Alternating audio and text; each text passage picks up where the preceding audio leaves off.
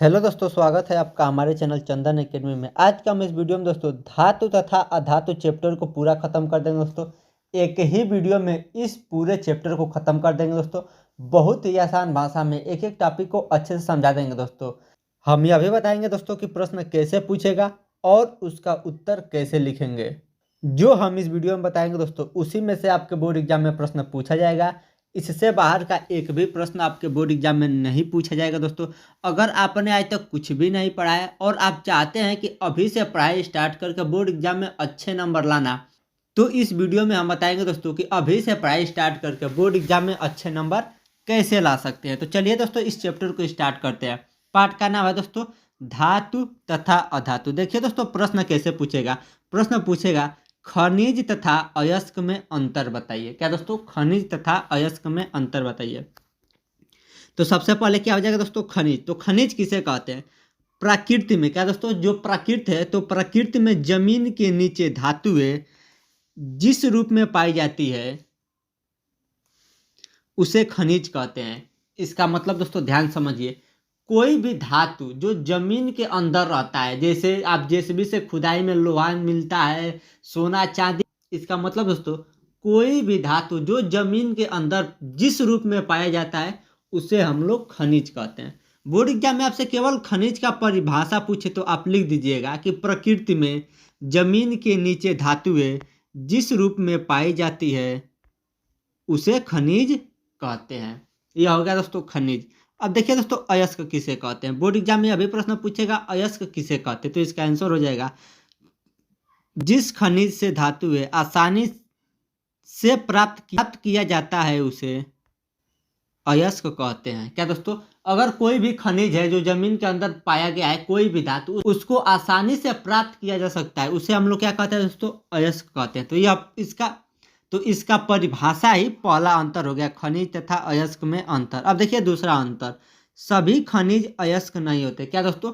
जितना भी खनिज है वह सभी को तो आसानी से धातु प्राप्त नहीं किया जा सकता है।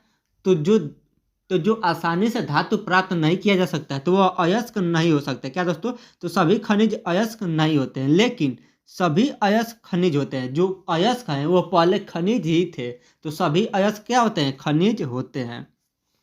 तीसरा अंतर है दोस्तों, सभी अयस्क से धातुएं प्राप्त नहीं किया जा सकता है। यानी सभी अयस्क है, यानी कोई भी ऐसा चीज थोड़ी नहीं है कि जमीन के अंदर पाया जाए उससे धातु प्राप्त किया जा सकता है, ऐसा नहीं है।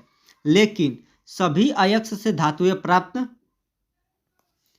किया जा सकता है। क्या दोस्तों? सभी अयस्क से धातुएं प्राप्त किया जा सकता है। यह हो गया दोस्तों तीसरा अंतर। अब देखिए इसका उदाहरण, किसका? खनिज का उदाहरण, कॉपर पायराइट। बोर्ड एग्जाम में आपसे प्रश्न पूछा जा सकता है कि खनिज का उदाहरण बताइए, तो खनिज का उदाहरण हो जाएगा कॉपर पायराइट।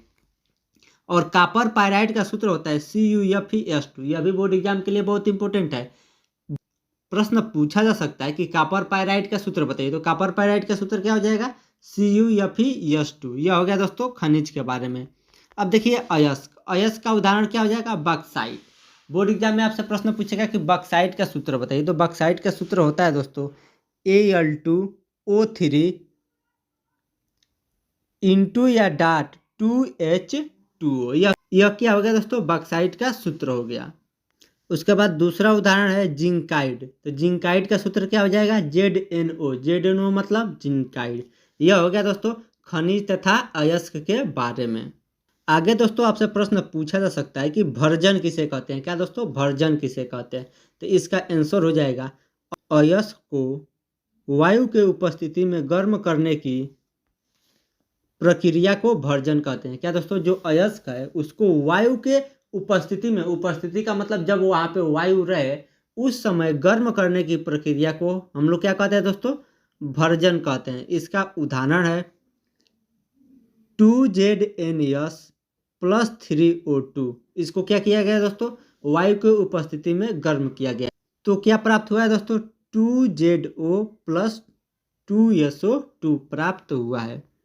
अगला प्रश्न है दोस्तों निस्तापन। भर्जन के बारे में बता दिए। निस्तापन, तो निस्तापन किसे कहते हैं? अयस्क को वायु के अनुपस्थिति में गर्म करने की प्रक्रिया। भर्जन में क्या था दोस्तों? वायु की उपस्थिति में, जब वायु रहता है तब गर्म किया जाता है तो उसे भर्जन कहते हैं। लेकिन जब अयस्क को वायु के अनुपस्थिति में, अनुपस्थिति का मतलब जब वायु यानी हवा वहां पे न रहे, तब गर्म करने की प्रक्रिया को निस्तापन कहते हैं। क्या दोस्तों?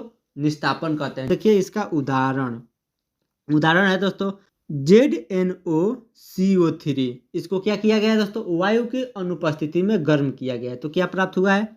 ZnO plus CO2। तो इसको क्या कहेंगे दोस्तों? निस्तापन। अगला प्रश्न है दोस्तों, प्रश्न है धातुओं की सक्रियता श्रेणी या विद्युत रासायनिक श्रेणी किसे कहते हैं? इसका आंसर हो जाएगा धातुओं के क्रियाशीलता के आधार पर घटते हुए क्रम में व्यवस्थित करने पर विद्युत रासायनिक श्रेणी प्राप्त होती है। क्या दोस्तों?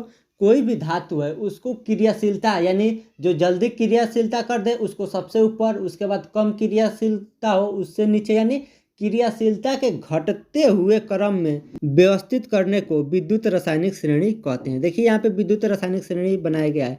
पहला है दोस्तों के यानी पोटेशियम, दूसरा Na सोडियम, तीसरा Ca कैल्शियम, चौथा Mg मैग्नीशियम, पांचवा Al एल्युमिनियम, उसके बाद Zn जिंक, उसके बाद Fe आयरन। यह क्या है दोस्तों? एक श्रेणी में यानी एक क्रम में रखा गया है। तो यहाँ पे क्या प्राप्त हुआ है? एक श्रेणी प्राप्त हुआ है। उसके बाद आगे है दोस्तों Pb लेड, उसके बाद H से हाइड्रोजन, Cu से कॉपर, Hg से मरकरी, Ag से सिल्वर और Au से गोल्ड। यह क्या है दोस्तों? सब विद्युत रासायनिक श्रेणी है। इसको क्रियाशीलता के आधार पर घटते हुए क्रम में व्यवस्थित किया गया है। अब देखिए आगे प्रश्न है दोस्तों विद्युत रासायनिक श्रेणी का गुण बताइए। बोर्ड एग्जाम के लिए बहुत इंपॉर्टेंट क्वेश्चन है। बोर्ड एग्जाम में प्रश्न पूछा जा सकता है कि विद्युत रासायनिक श्रेणी का गुण बताइए। तो पहला गुण हो जाएगा दोस्तों हाइड्रोजन से पहले या ऊपर। जो यहाँ पे हाइड्रोजन है ना दोस्तों, यह H है, हाइड्रोजन से ऊपर या पहले यानी इसके ऊपर या पहले वाली धातुएं अम्लों से क्रिया कर हाइड्रोजन विस्थापित कर देते हैं। यानी जो यह हाइड्रोजन है दोस्तों, इसके ऊपर जितना भी धातु है वो अम्ल से क्रिया करेगा तो क्या होगा? हाइड्रोजन विस्थापित कर देगा। यह होगा विद्युत रासायनिक श्रेणी का पहला गुण। अब देखिए दूसरा गुण क्या है दोस्तों, इस श्रेणी में धातुओं का स्थान जितना पहले हो हाइड्रोजन विस्थापित करने की क्षमता उतना ही अधिक होगी। अब देखिए अगला और लास्ट है दोस्तों विद्युत रासायनिक श्रेणी का उपयोग बताइए। यहाँ पे अभिक्रिया गलती से लिखा गया। यहाँ पे क्या होना चाहिए दोस्तों? श्रेणी का उपयोग बताइए। पहला उपयोग है दोस्तों विद्युत रासायनिक श्रेणी की सहायता से धातुओं की क्रियाशीलता की तुलना की जा सकती है। क्या दोस्तों? विद्युत रासायनिक श्रेणी की सहायता से धातुओं की क्रियाशीलता की तुलना की जा सकती है। यह हो गया पहला उपयोग। दूसरा है दोस्तों विद्युत रासायनिक श्रेणी की सहायता से धातुओं द्वारा अम्लों में से हाइड्रोजन विस्थापित कर पाने की क्षमता की जानकारी मिलती है।